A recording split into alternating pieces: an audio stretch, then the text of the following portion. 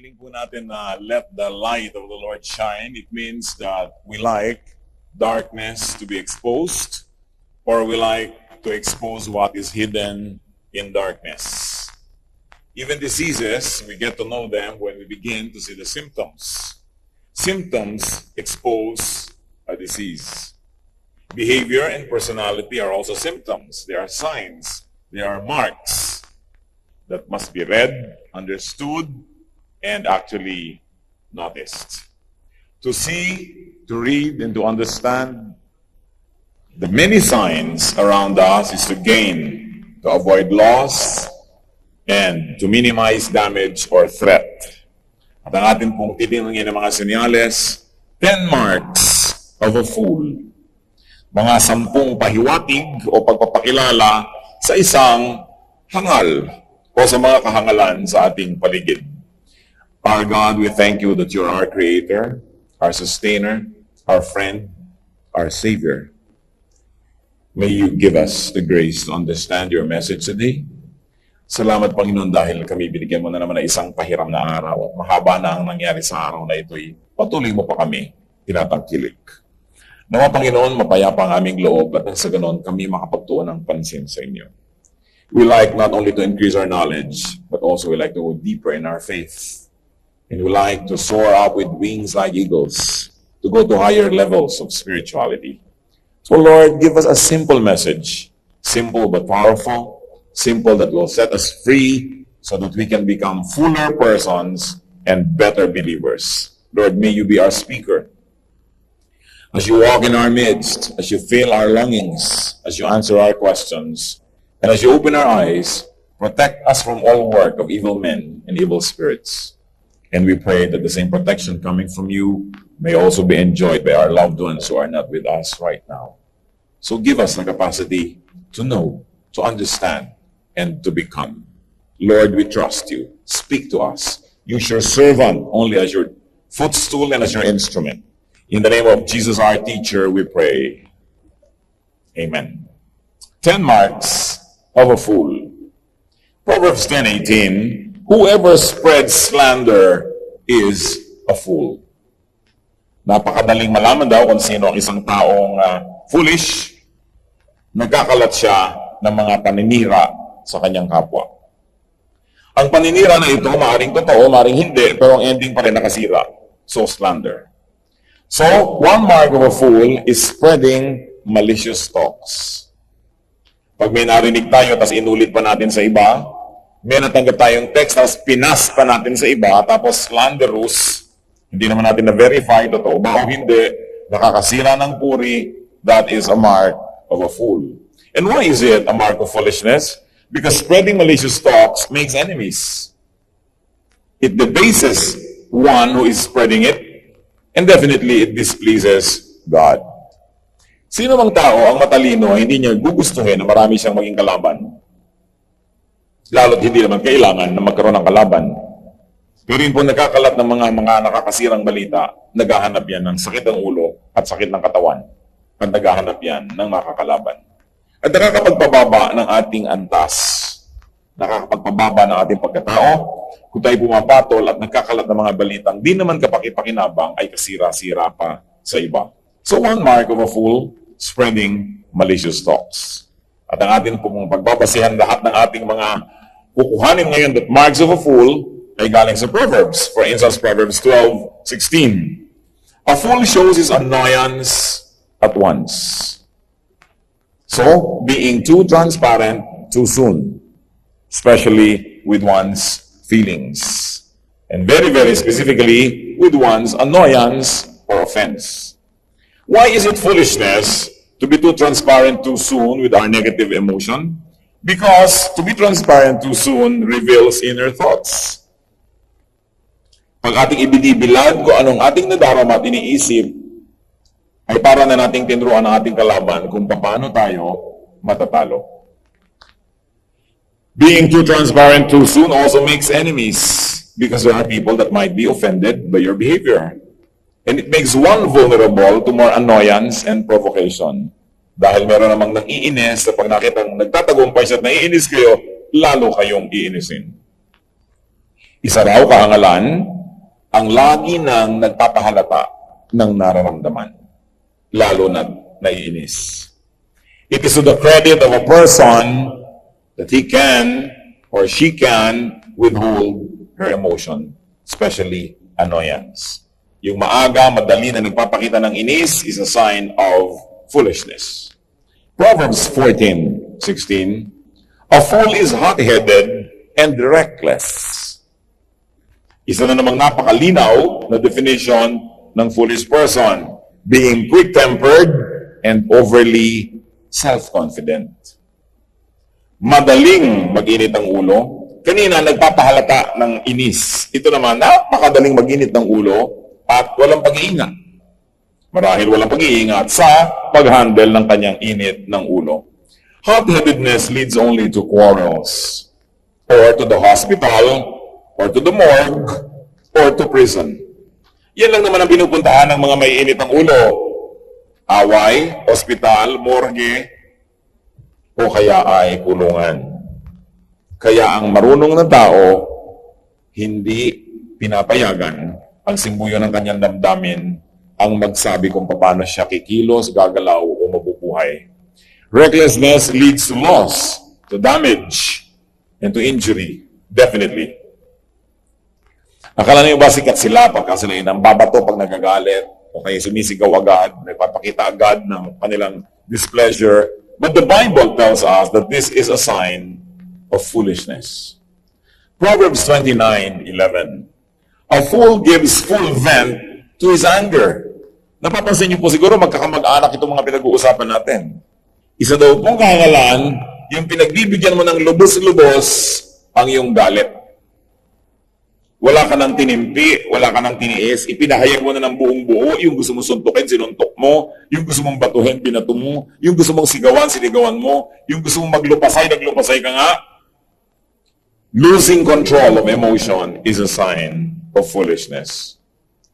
Isa sa mga sukatan ng pagiging totoong tao ay yung atin pong nakokontrol, nabibigyan ng direksyon ang ating damdamin.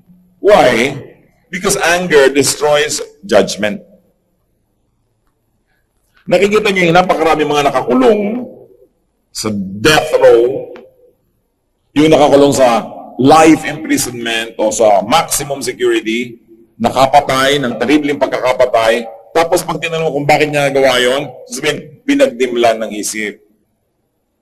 Ibig sabihin kasi ang taong sobrang nagagalit, nawawalan siya ng katwiran. Dumidilim ang maliwanag, tumutuwid ang liko, na dapat ay talagang liko, nagagawa ang hindi dapat gawin. Anger also destroys diplomacy. Walang tao na makakapagmabutihan sa kanyang kapwa kung siya ay pinaghaharian ng galit at gustong-gusto niyang ipahayag ang galit na ito. Anger also destroys productivity. There are many people who could otherwise get good employment, or who could get a good business or a good deal, but they become angry and they are ruled by their emotion at sabi na, wag na lang nga. At dahil sila ay pinagharian ng kanilang damdamin, maraming magagandang pagkakataon ang lumalampas. At alam po ng marami sa atin, anger also destroys the body.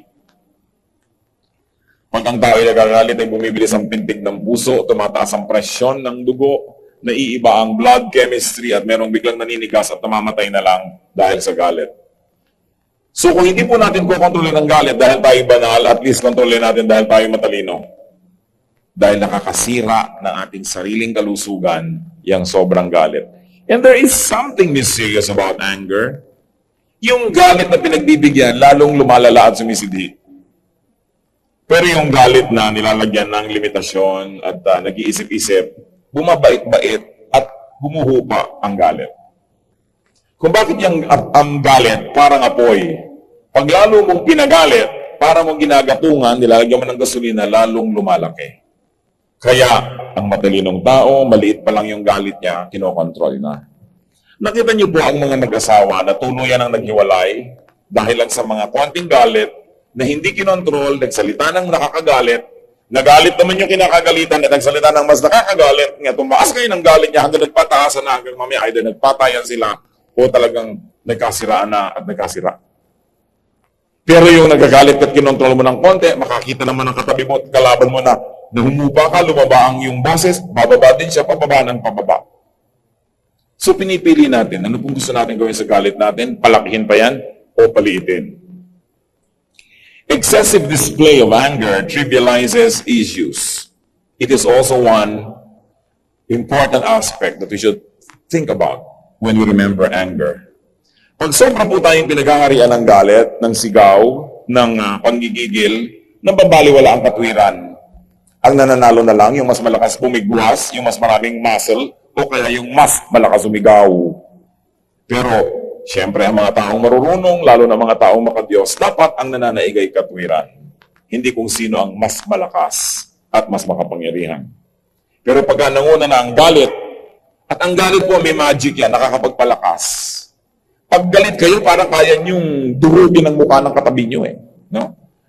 May ginagawa yan nakakaiba sa tao na nagkakaroon ka ng overestimation of your power and strength. And really, because adrenaline is pumped into your blood system when you're angry, sometimes you really become very, very strong. Only to regret about it when the damage had been done.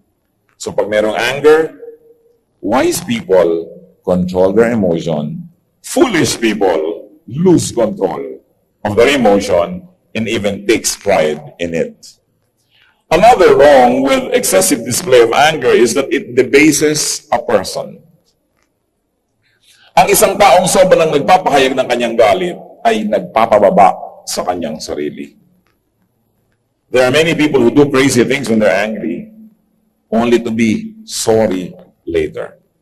When you're angry and you express it to the full, you make a clown of yourself. And people like to watch clowns. Kaya nakikita nyo ang mga tao, gusto-gustong nanonood ng nag-aaway na dalawang babae o kahit dalawang lalaki. Bubuyuan ka pa niyo mga, sige nga, ganun pala, susulsulan ka. Kasi gusto nila na magsampalan kayo, magsaksakan kayo. Nagtataka ko sa mga tao na may mga nakakalat na bituka dyan, nanonood pa. Because people can be so cruel and because a lot of people are also foolish.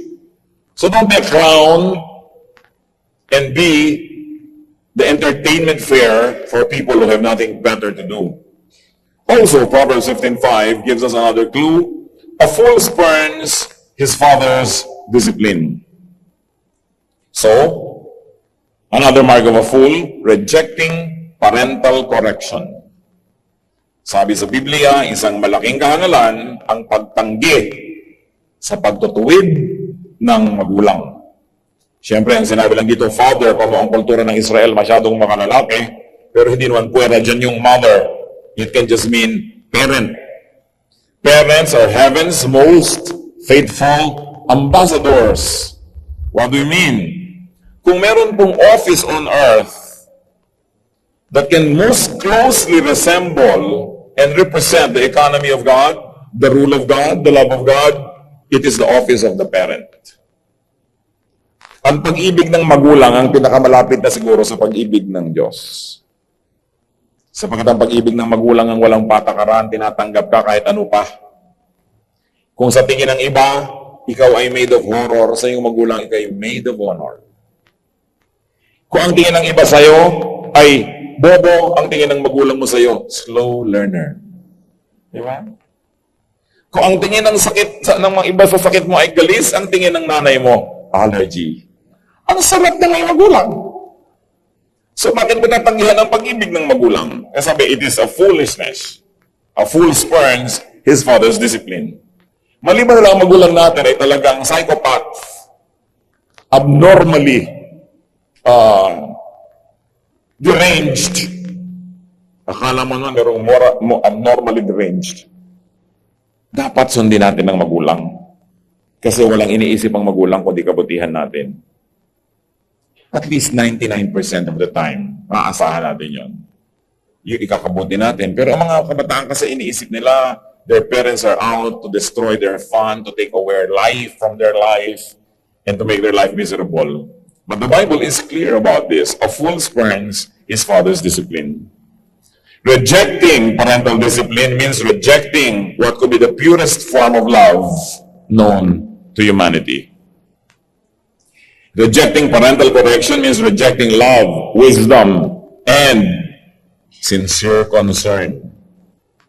Rejecting parental correction can mean rejecting nature's greatest source of protection, of care, and of nourishment.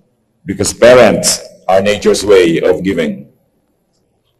Kaya napakalaking bagay na pinakahalagahan natin ang pagtutuwid ng magulang, hindi lang ng ating biological parent, naging kung sino man ang nagiging magulang sa atin. May pag-ibig, may pagmamahal, may concern. Proverbs 13:16, a fool exposes his folly. So another mark of a fool is laying open his foolishness. Siyempre, kung ikaw ay may pangit na bahagi ng iyong katawan, ay halos napaka-modest mo dyan. Tinatakpan mo, inaayos-ayos mo. But a fool will expose his folly. Everyone has some folly. Lahat ng tao ay may mga kabalbalan. Lahat ng tao ay may mga kamalian. Lahat ng tao ay may mga kahinaan. Panapanahon lang. But only a fool would needlessly expose his folly. And why is it foolishness to expose your folly? Bakit kalugihan na ipaalam ba natin sa iba ang ating mga kahangalan? Ang ating mga pagkakamali? Bakit po ito hindi mabuti? Because we need other people's trust. We need people's esteem and respect. We need people's help. And how will you get trust, esteem, respect, and help if you've already exposed yourself to be a fool? Then people will avoid you. And behind the success of any person is great help received from others.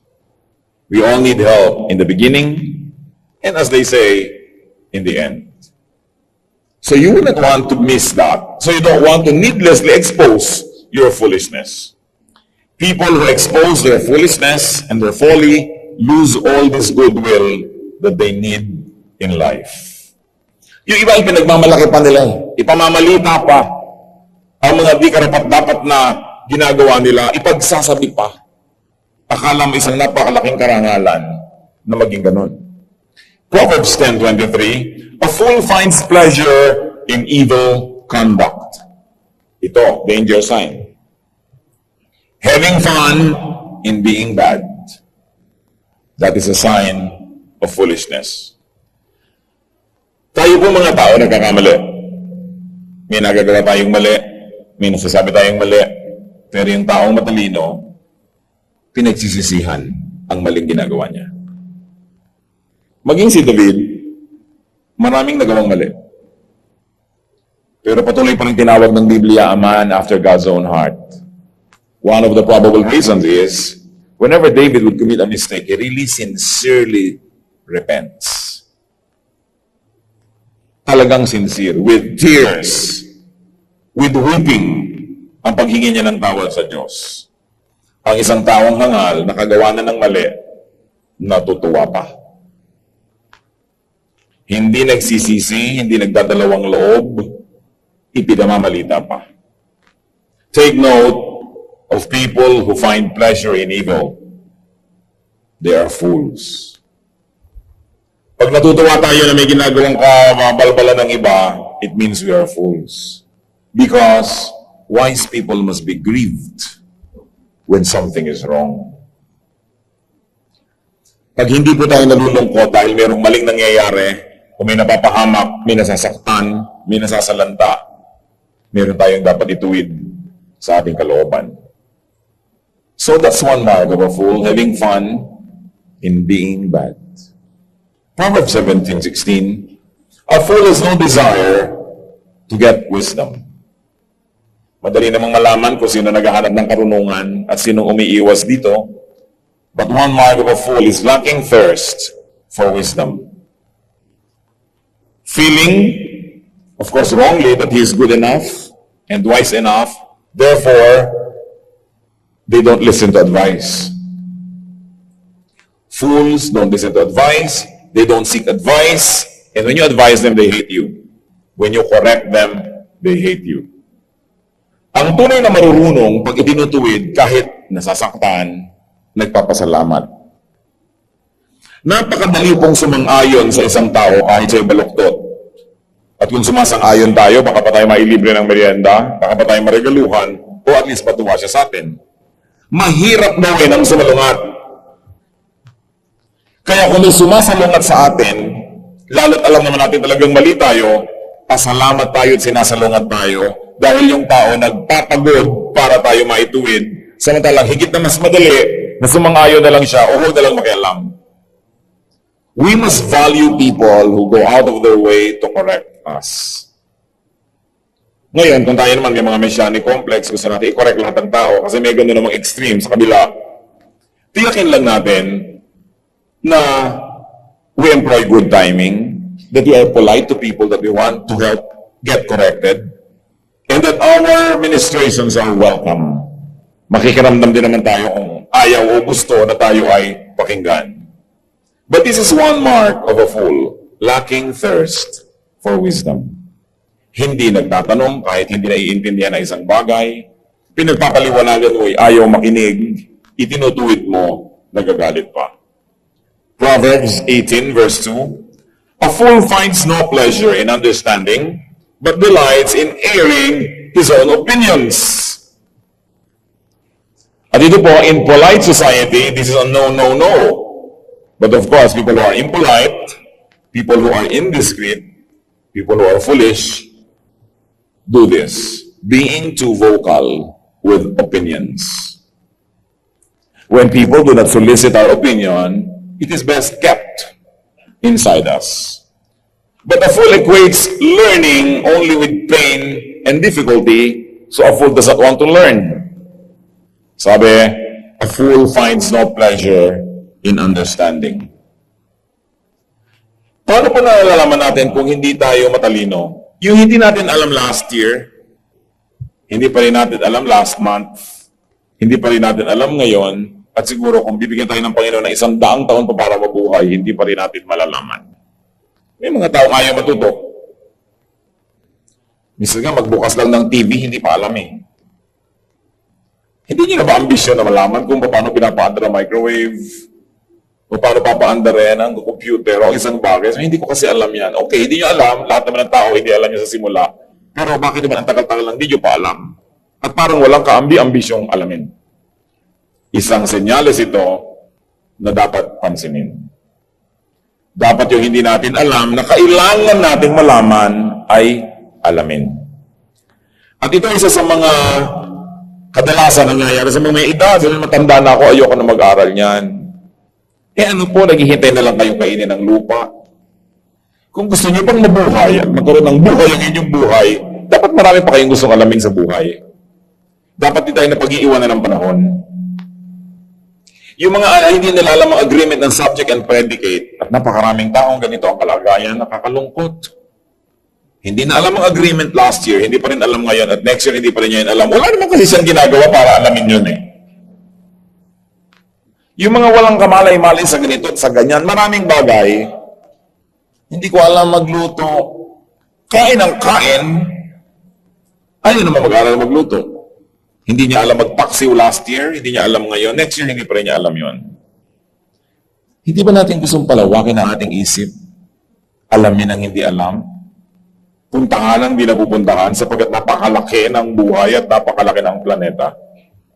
Pero, foolish people are very vocal with their opinions. Kakambal yan ng sinasabi sa Proverbs 18:2. Hindi man hinihingi ang kanyang punto de vista, sinasabi. So, huwag tayong ganun.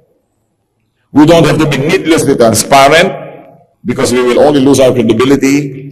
And in a higher level of reasoning, you lose your mystery when you are too transparent. So do not always air your opinions unless people seek them.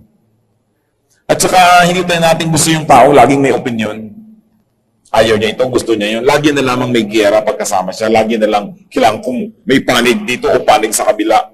It's tedious and it's tiring. And you will notice that you get invited less and less to events because you're always airing opinion and picking up a fight.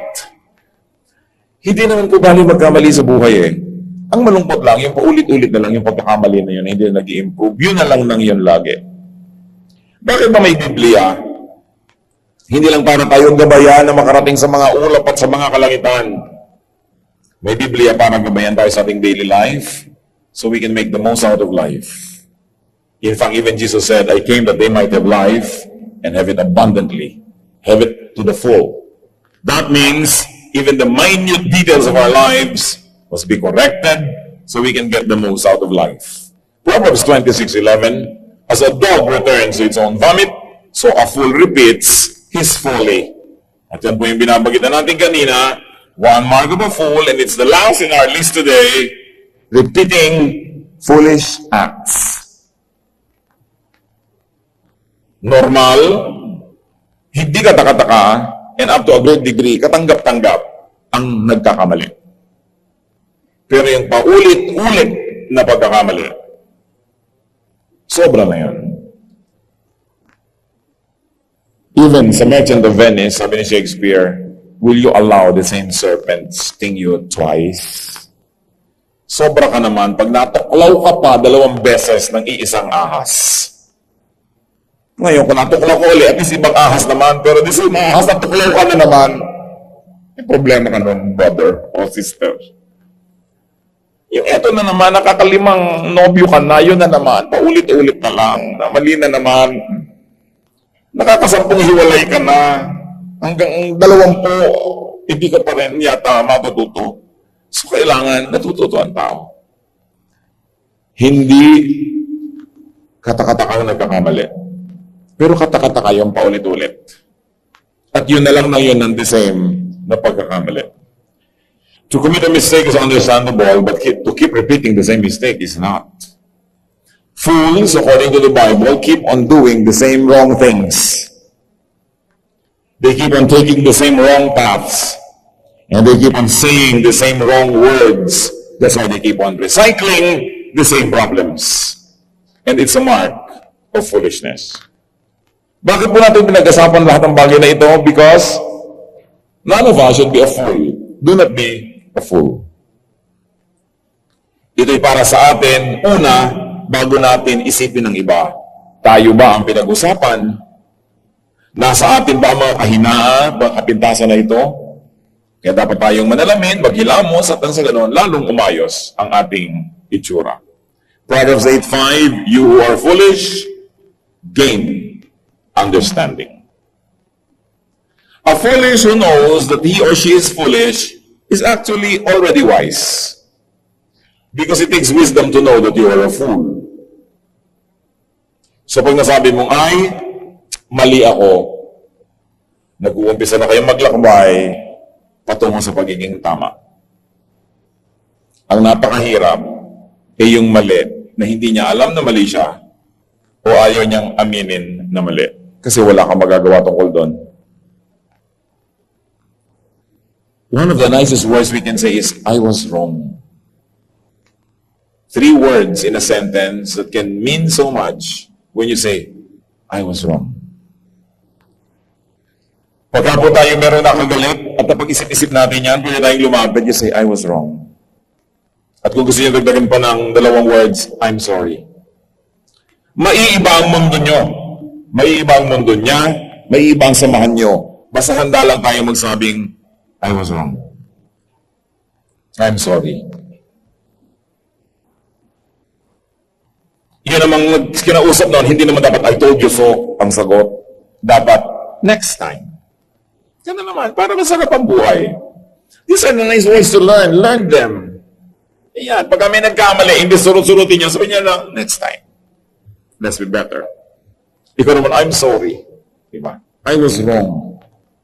Thank you. I love you. Kung 5 sentences lang ito ang alam nyo sa inyong buong bokabularyo, buhay na kayo. Huwag nyo isasama sa bokabularyo mga kapatid yung I told you so. Yan ang kasuklam-suklam na marinig sa isang tao. Lalo tama siya. Mali ka na nga, sasabihan ka pa, I told you so. Diba, hindi niya naman na-appreciate yung kanyang wisdom. Gusto niya siyang ipitin ng plancha at electric fan na ganun. Dahil, lugami ka na nga, higa ka na nga at nakahiya ka na lahat-lahat, papasukan ka pa ng, I told you so. Very unkind. Alisin po natin sa vocabulary natin. Sabihin na lang natin, next time. Ang saya-saya nung next time.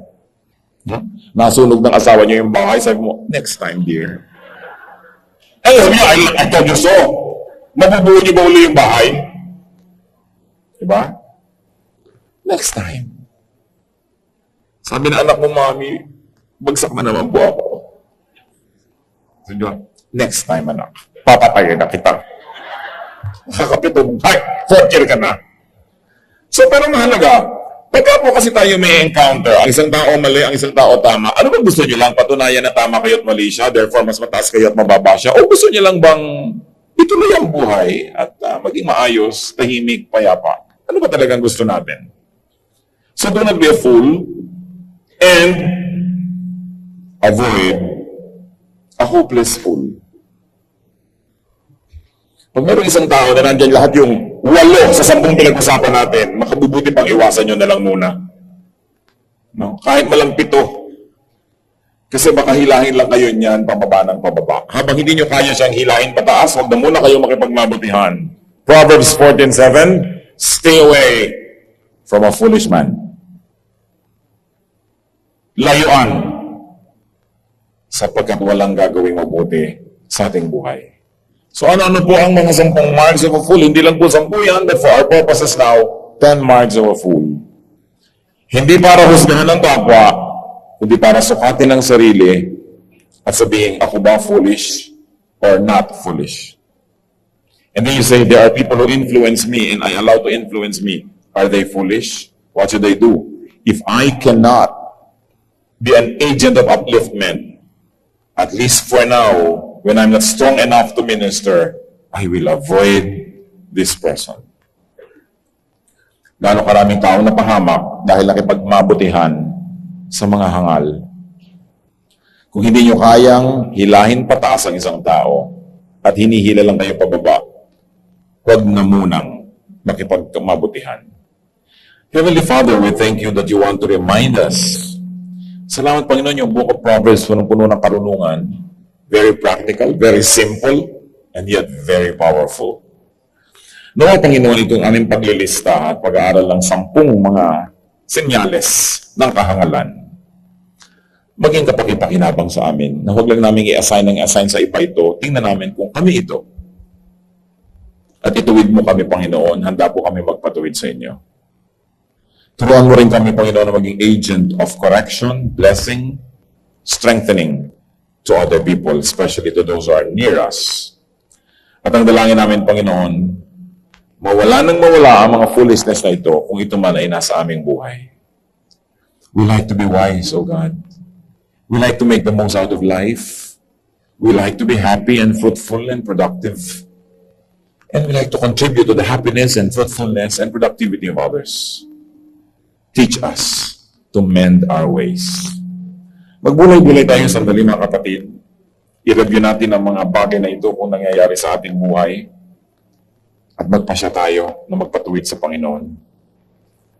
Bali, wala na marinig ito kung wala naman tayong gagawin sa atin at sa mga mahal natin sa buhay.